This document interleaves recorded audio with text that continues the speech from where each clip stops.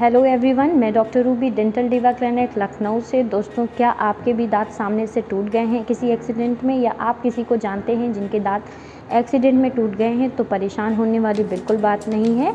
हम उनको पहले जैसे रिप्लेस कर सकते हैं। कैसे, जानने के लिए देखते रहिए हमारा चैनल डेंटल डिवा।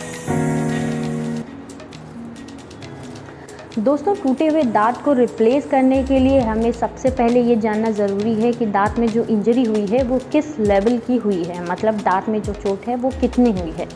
उसके लिए हमें ये देखना पड़ता है कि दांत का जो ऊपरी हिस्सा है, जो दांत हमें दिखता है, उसमें चोट कितनी लगी है। अगर एक छोटा ही हिस्सा दांत का टूटा हुआ है या छोटा सा क्रैक आया हुआ है तो हम उसे कॉम्पोजिट मटेरियल से फिर से पहले जैसे बिल्डअप कर देते हैं। लेकिन अगर दांत का आधा हिस्सा टूट गया है और दांत से ब्लीडिंग हो रही है तो उस कंडीशन में हमें दांत का रूट कनाल करके ही दांत पे कैप लगानी होती है। तीसरी कंडीशन ये हो सकती है कि दांत की जड़ों में चोट आई हो, जिससे दांत हल्का हिल गया हो। ध्यान रहे दोस्तों, यहाँ पे मैं हल्के से हिलने की बात कर रही हूँ। अगर हल्की फुल्की मूवमेंट आई है तो उस कंडीशन में भी हम दांतों के रूट कनाल करते हैं और उस पर कैप लगाते हैं।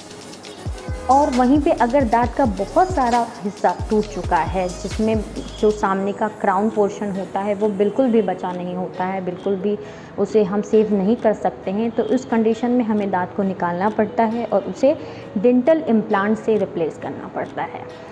तो दोस्तों, डिपेंड करता है कि दांत में जो इंजरी हुई है, जो चोट लगी है, वो किस लेवल की हुई है और कितनी हुई है, और उसी अकॉर्डिंग हम उसका ट्रीटमेंट प्लान करके दांतों को रिप्लेस करते हैं। साथ ही दोस्तों, एक बहुत ही इम्पॉर्टेंट टिप मैं आप लोगों को देना चाहती हूँ कि मैंने बहुत सारे ऐसे केसेस देखे हैं जो मिडिल एज में हमारे पास आते हैं और कहते हैं कि बचपन में बहुत पहले, लगभग 10 साल 15 साल पहले उनके सामने के दांत में चोट लगी थी।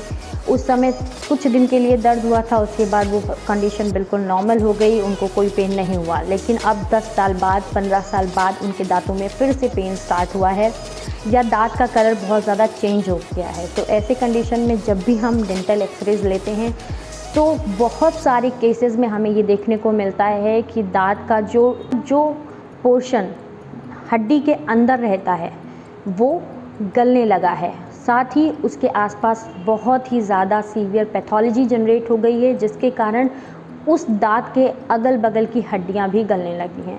इस कंडीशन में दोस्तों, हमें दांतों को रिप्लेस करना बहुत ही ज़्यादा मुश्किल हो जाता है। हमारे लिए दांतों को सेव करना बहुत ही ज़्यादा मुश्किल हो जाता है, क्योंकि हड्डियां जब नहीं बचती हैं तो उन्हें इम्प्लांट से भी रिप्लेस करना बहुत ज़्यादा मुश्किल हो जाती है।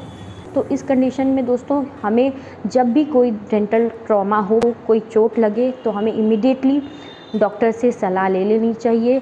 खुद से दवाई खा के उसे 10 साल 15 साल तक छोड़ नहीं देना चाहिए, क्योंकि 10-15 साल बाद जब आप डॉक्टर के पास जाते हो तो डॉक्टर भी आपकी हेल्प बहुत ज़्यादा नहीं कर पाते हैं।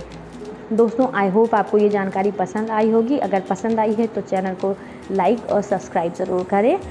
Bye bye.